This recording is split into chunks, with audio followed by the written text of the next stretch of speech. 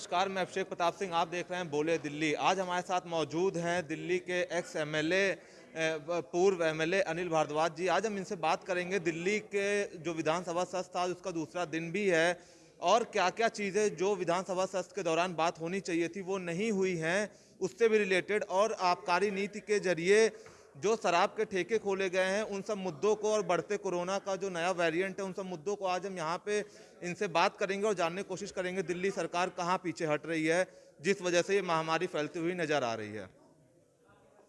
देखिए, दिल्ली में 2 दिन का स्पेशल सेशन था, विधानसभा का सत्र था और वो सत्र दिल्ली के लोगों को कुछ नहीं दे पाया। दिल्ली के लोग ठगा हुआ महसूस कर रहे हैं। उसमें दिल्ली की जनता से संबंधित जो गंभीर विषय थे उसमें किसी पे चर्चा नहीं की गई। ओमिक्रॉन के मामले इतनी तेज़ी से बढ़ रहे हैं, दिल्ली में फिर से भयावह स्थिति की ओर दिल्ली बढ़ रही है, जैसा कोविड-19 की दूसरी लहर में देखा था। ये सरकार तब भी लापरवाही से यही कह रही थी कि कोई दिक्कत नहीं है, हमने सारी व्यवस्थाएं की हैं, लेकिन सारी व्यवस्थाएं चकनाचूर हो गई थी, मिसमैनेजमेंट था और कोविड-19 की दूसरी लहर में बड़ी संख्या में दिल्ली ने अपने लोगों को, नागरिकों को खोया।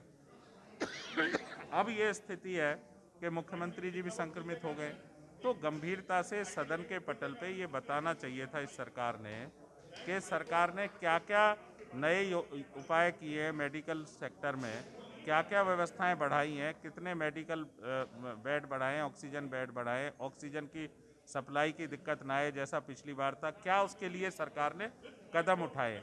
लेकिन कोई चर्चा नहीं हुई। दिल्ली में अस्थाई कर्मचारी और विशेषकर गेस्ट टीचरों को लेकर इतना आंदोलन चल रहा है। आप पंजाब में कह रहे हैं कि हम यहाँ के सत्ता में आएंगे तो सबको स्थायी कर देंगे तो दिल्ली में आपने क्यों नहीं दिल्ली के गेस्ट टीचरों के लिए एक शब्द वहाँ बोला? क्यों नहीं आपने, जो आप उत्तराखंड में वायदा कर रहे हो नौजवान से कि 5,000 रुपये हम आपको बेरोजगारी भत्ता देंगे जब तक नौकरी नहीं लगेगी, तो दिल्ली के रोजगार के लिए जो भटक रहे हैं 13 लाख से ज़्यादा लोग पोर्टल पर रजिस्टर्ड हैं, वो बेरोजगार इंतजार कर रहे थे कि शायद आप दिल्ली में भी ऐसी कोई घोषणा करें। आपने तो कोई घोषणा नहीं की। तो इस सत्र में जो गंभीर मुद्दे थे, दिल्ली की नई आबकारी नीति से दिल्ली में त्राहिमाम है। सारी सर, जैसा कि दिल्ली में वेलफेयर एसोसिएशन उसका विरोध कर रही है। आपने नई आबकारी नीति पे कोई शब्द नहीं बोला और आप चुप खामोशी से उसको दूसरे रास्ते से क्लियर करा रहे। तो हमारा ये कहना है कि ये सरकार फेल रही है। इस सरकार को जो मुद्दे विधानसभा में चर्चा में लाने चाहिए थे उनमें से कोई भी मुद्दा चर्चा में नहीं लाए।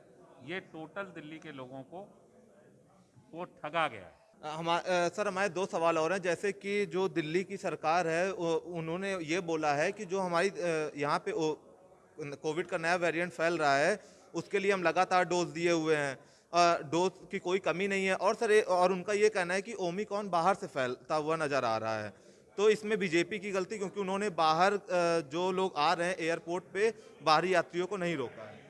देखिए, ये सरकार बड़े स्मार्टली हर चीज़ को ब्लेम गेम करके, कभी केंद्र सरकार पे कभी दूसरे कारणों पे। अगर दिल्ली में पॉल्यूशन होता है तो पराली, जब पराली नहीं भी जल रही थी जब भी दिल्ली का पॉल्यूशन नहीं घटा। अभी एक्यूआई कितना था 31 दिसंबर 30 दिसंबर आपके सामने। वैसा ही जब जब फैल रहा है तो आपने क्या व्यवस्थाएं की? आप ठोस जानकारी सदन पे पटल से दिल्ली के लोगों को देते कि दिल्ली की सरकार ने ये व्यवस्थाएं की हैं। हम ये नहीं कह रहे कैसे फैल रहा है, क्या है, वैश्विक महामारी है, लेकिन आपने क्या ठोस कदम उठाए हैं इस सरकार ने, हम ये जानना चाहते थे, दिल्ली के लोग ये जानना चाहते हैं। उस पर आपने कोई चर्चा नहीं की, उस पर आपने एक मिनट चर्चा नहीं की। तो दिल्ली की जनता डरी हुई है कि जैसे कोविड के दूसरी लहर में बड़ी संख्या में लोगों की जान गई, क्या हालात होंगे।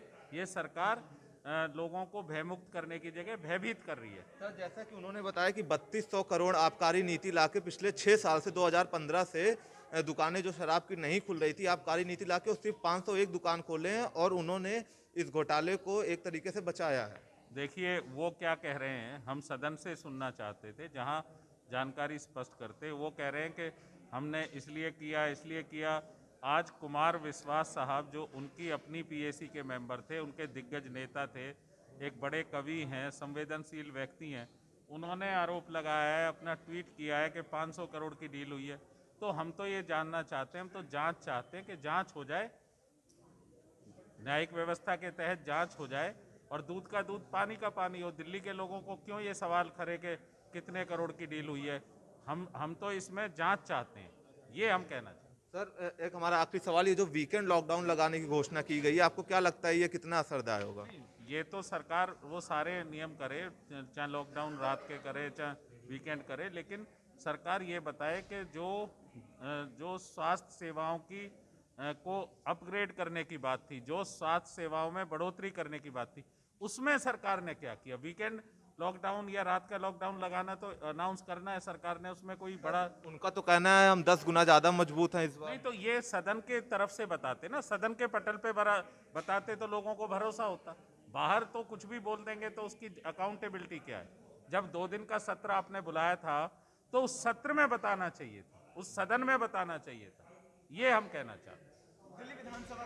तो जैसे आपने यहाँ पे देखा, जो एक्स एमएलए हैं, जो पूर्व एमएलए हैं यहाँ पे अनिल भारद्वाज, उनका कहना था कि जब शस्त्र चल रहा था तो शस्त्र में आके क्यों नहीं बताया गया किस प्रकार तैयारियां हैं, क्योंकि लगातार केसेस बढ़ते हुए नजर आ रहे हैं, जिसकी वजह से दिल्ली की जो जनता है उसके अंदर कहीं ना कहीं भय दिखता हुआ नजर आ रहा है। अगर अब तक आपने हमारा चैनल सब्सक्राइब नहीं किया, सब्सक्राइब करें, लाइक करें, ज़्यादा से ज़्यादा शेयर करें। धन्यवाद।